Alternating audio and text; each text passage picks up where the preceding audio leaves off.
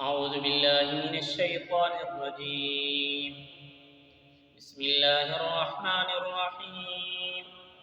الذين آتيناهم الكتاب يعرفونه كما يعرفون أبناءهم.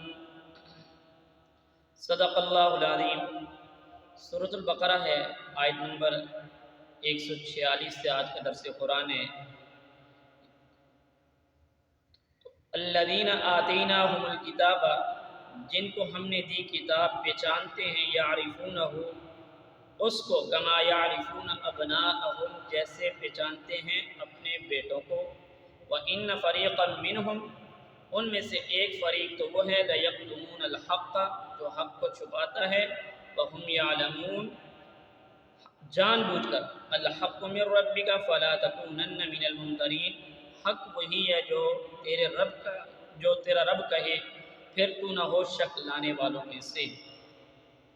یہاں پر یعنی اگر تم کو یہ خیال ہے وہ کہ کاش کعبہ مسلمانوں کے لیے جو قبلہ ہے اور اہل کتاب بھی اس کو تسلیم کر لیں، من و ان تسلیم کر لیں، تو اللہ تبارک و تعالیٰ کی ذات نے فرمایا کہ ایسا نہیں ہو سکتا ہے.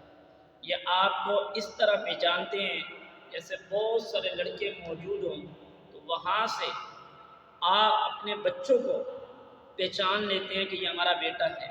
اللہ کے نبی صلی اللہ علیہ وسلم کو اللہ نے فرمایا یہ آپ کے بارے میں، آپ کی پیشانی کو دیکھ کر، آپ کے کردار کو، آپ کے نام نسب ساری چیزوں کو پہچان کر کے آپ کو ایسے پہچانتے ہیں، لیکن یاد رکھ لیں یہ آپ کی بات ماننے کے لیے تیار نہیں ہے.